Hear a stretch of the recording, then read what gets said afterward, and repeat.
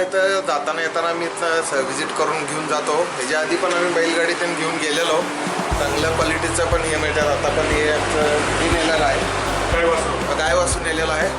नमस्ते, माझं अंकलीमध्ये सांगली कोल्हापूर रोडवरती लाकडी खेळण्यांचं दुकान आहे.